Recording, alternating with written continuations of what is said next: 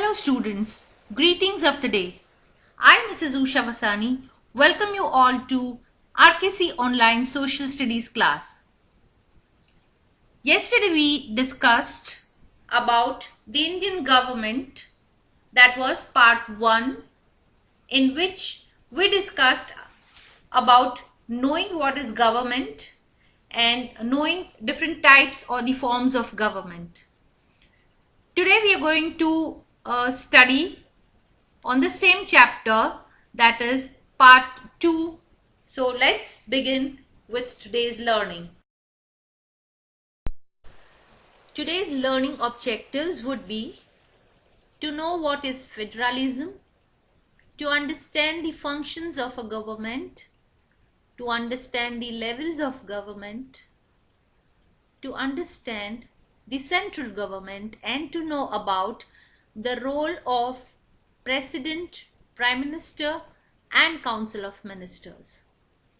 Students, in last video we understood, or we talked about what is government and what are different forms or types of government, right?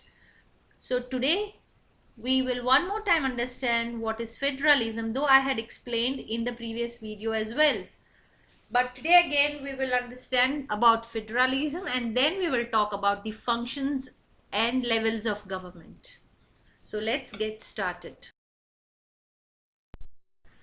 The graphic shows how federalism is in our government works.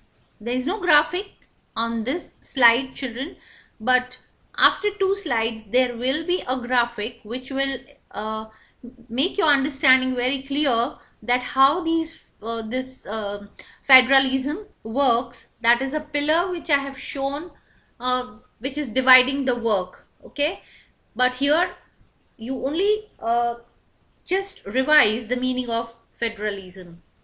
Federalism is when the state, local, and national government work together and divide up their responsibilities so that no one section of the government has too much power. The national government handles things like national security, the quality of food we eat, and creating and distributing our currency, that is rupees. The state government does things like making sure that everyone has a license, or who will officially vote for the president. Officially vote means we need to have a voter card, a voter ID, and only after you show that you are allowed to vote. The local government covers things like taking care of garbage, fixing broken roads, and 911 and emergency vehicles. They also share certain powers like the people who fight crime. So federalism means there is no interference of anyone else, but the people of the country only divide their responsibilities at different levels. So next, first we will understand the function of government, and then we will see the different levels of the government. So after 2 slides, I'll be showing you a graphic how the responsibility means which government leads and what are the responsibilities of the other governments. So let us first understand the function of a Children, first let us understand what are the functions of a government. So I've made a flow chart which will be easier for you to remember the functions of a government. So first we will see the straight arrow exactly in the center, that is maintain law and order. The first and foremost function or the duty of government is to see or make sure that law and order is maintained in the city. Then it raises taxes, that is tax which we need to give to the government on or for which they provide us goods, for minimizing inequality, everyone needs to pay tax. Then a function of a government is to reduce market failure, means there are certain policies introduced by the government which gives a backing to the person who is doing the marketing, and these policies help any normal person to grow economically. When a person grows economically, together with that also the country has its own growth. Then the macroeconomic stability. This is again connected to the previous point which I just discussed, that government introduces certain policies which can save a normal person from failing in his business, so that it can attain the stability. The money wise economic stability is money wise, the person can be stable, and when each individual is stable, automatically the nation is a stable nation. Then one more function of a government is to give national defense. All the borders where we are connected to other country, there are soldiers who take care that no terrorism takes place, no outsider enters the country. So national defense is part or is the function of government. Then regulate labor markets, means the people who are laborers, who are in the low category, who does not have much of finance but want to earn something for it, for his or her living. So government makes sure that there are some regulations where even the laborers can get the earning or the living bit easily. It's a function of the government to protect the environment, means they introduce many such vehicles. They keep on having campaigns which explain us how to protect the environment through the medium of TV, newspaper, or other advertisement companies. Non-stop, there are some of the other campaigns on hand by the government for protection of environment. So these are few functions of the government. Students, you can see on screen the governance structure: central government, state governments, and the district government, that is Jila Parishad. Now Jila Parishad has again different branches: blocks, municipal corporations, municipalities, and town councils. Now children, in this chapter basically we are going to focus on state and the central government, because in your fourth standard, that is as we know that there are three levels of government, but the local self government, that is district Jila Parishad, which you see is already you have studied in form 4. So we will not touch that topic of local government, but here we will basically focus on the central and the state government. The central government is responsible for the whole country, and it has its offices in India's capital, that is New Delhi. All other states have their own governments. So we will study stepwise that what are the functions of central government, what is state government. We will study stepwise. This is the pyramid of 3 levels of the Indian government. The topmost is central government, state government, and at the bottom level is local self-government. Now let us know what areas or which areas are looked after by each government.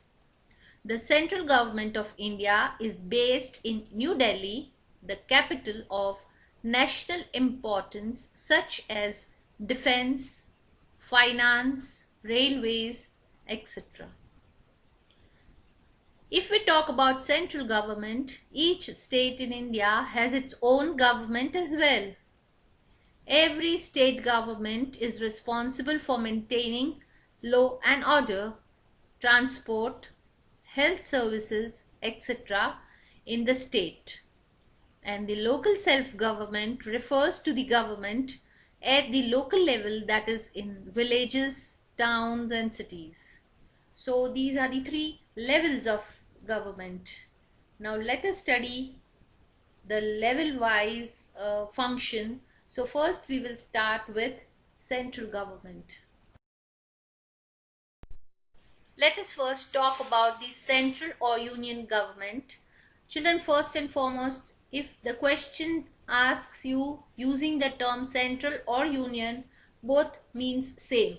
Okay, so first make it clear that whether it is union or central government, it means same. Now there are three organs of any government. You talk about central government or you talk about the state government. Any government has three levels.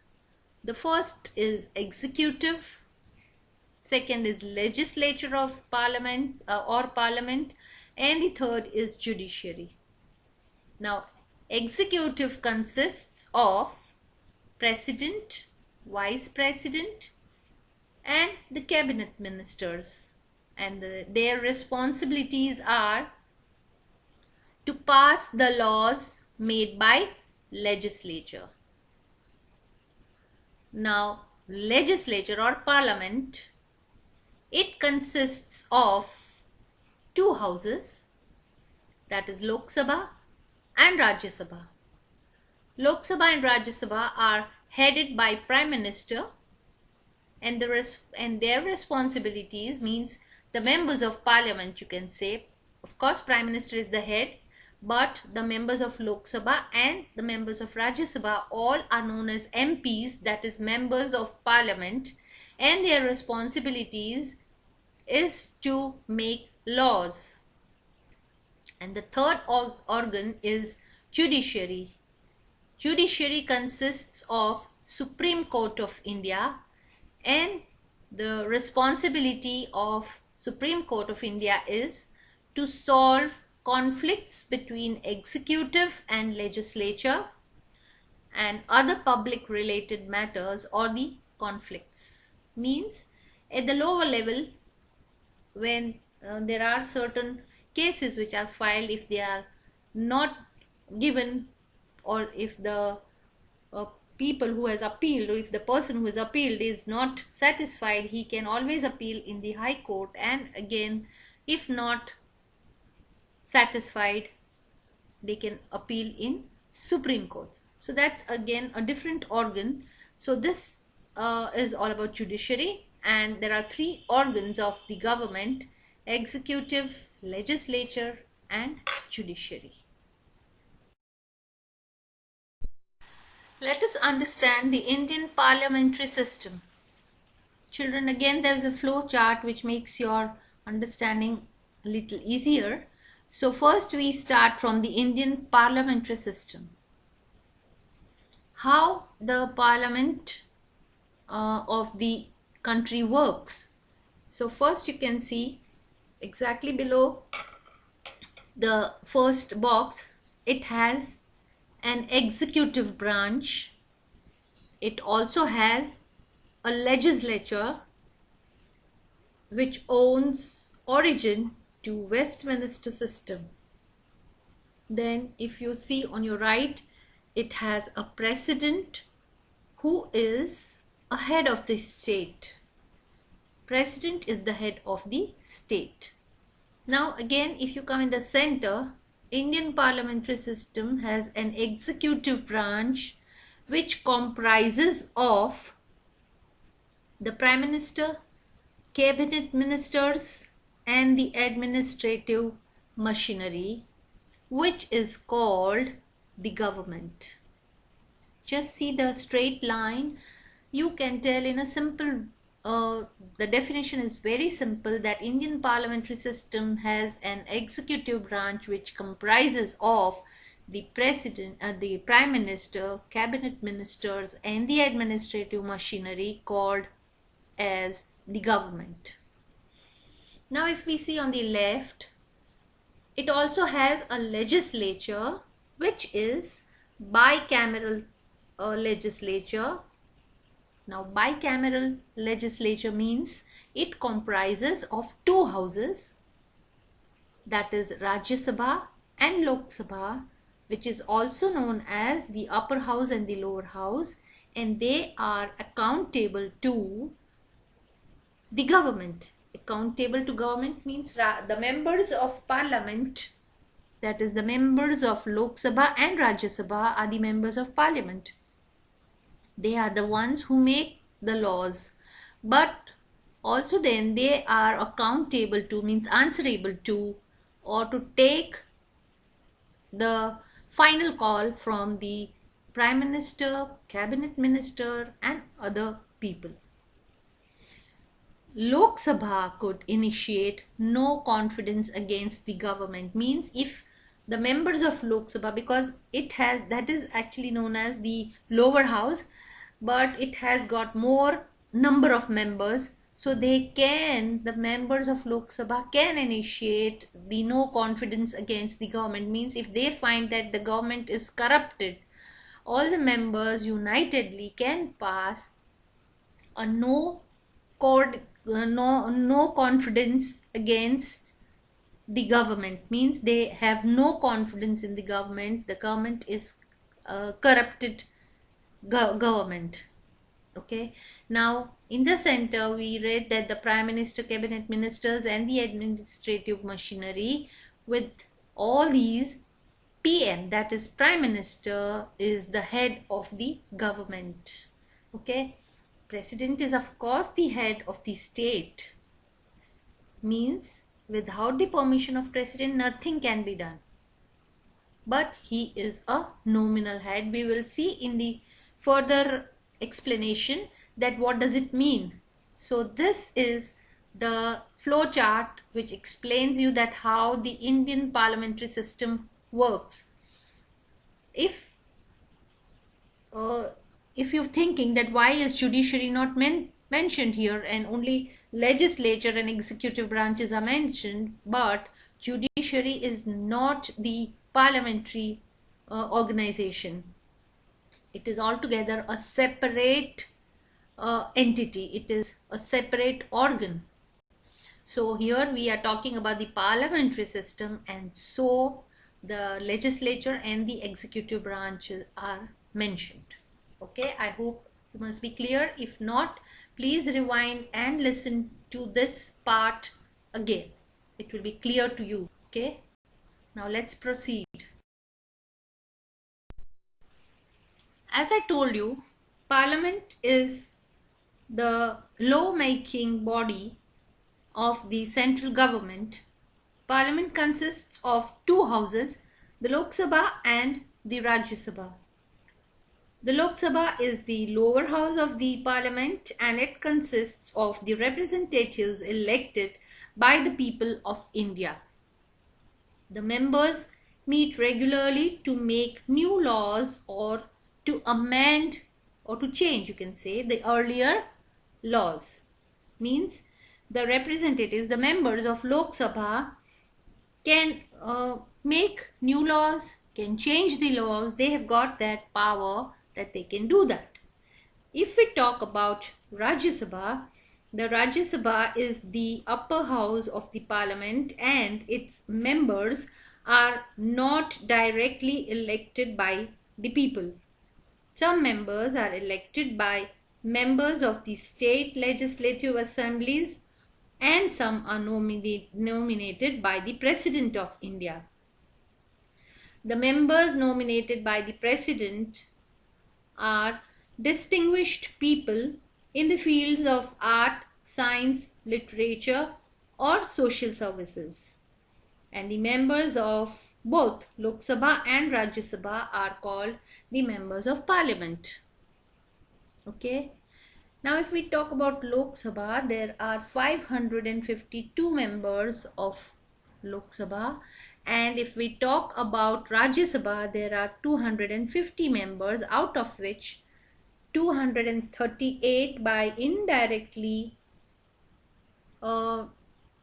chosen by the members of Lok Sabha, means they are elected by the members of Lok Sabha, not the common public, and out of them 12 are directly appointed by the President of India, who are distinguished people in different fields, like, as I said, you art or science or literature or social services, any of the field. So this is how our uh, parliamentary system works. Now let us talk about the role of President of India. The President of India is the head of the state of India and the commander in chief of the Indian Armed Forces. It is a titular head with certain powers, means he is a titular head with certain powers. With the presidential elections fast approaching, here is a recap of the role of President of India. Money bills introduced in the Lok Sabha require the president's consent. Means I told you that whatever laws are made by the people of Lok Sabha or Rajya Sabha cannot be made a law unless it is not signed by the president. All bills passed by parliament need the president's consent before becoming law. He nominates, that is, the president nominates the members of both the houses. He rectifies judicial errors, means he can change the decision given in the court. He can change the decision if he finds it to be wrong taken decision.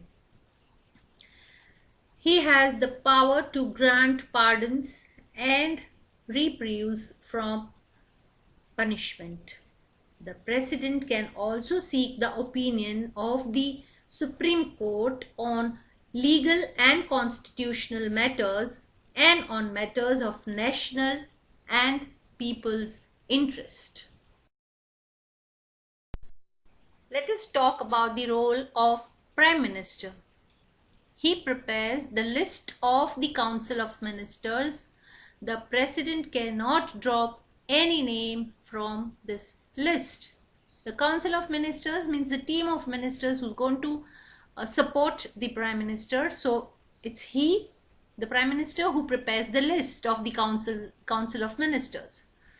The Prime Minister distributes the work to different ministers. That is, he will decide who will be appointed as the head of which field, right? He can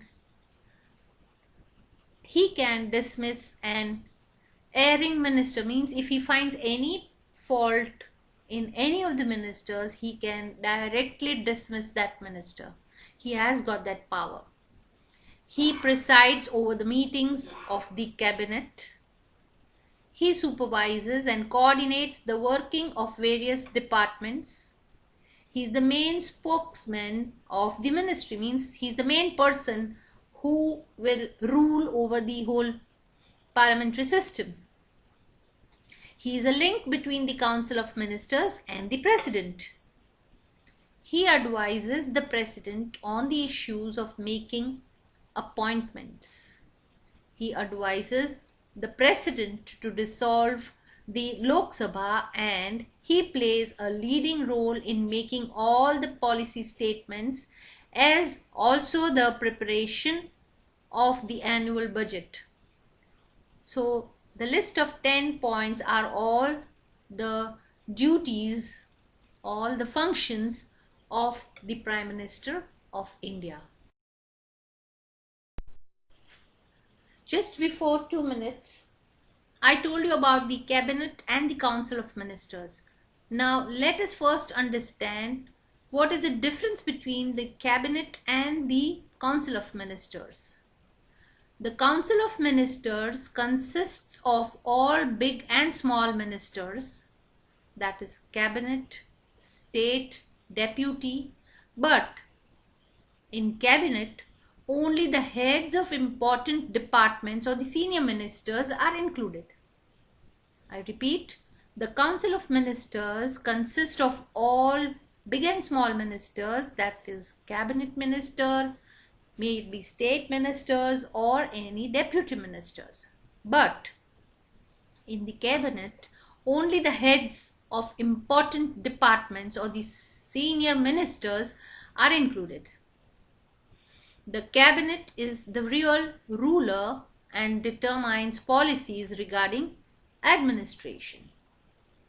All the members of cabinet are the members of council of ministers, but all the members of council of ministers are not the members of cabinet. Okay.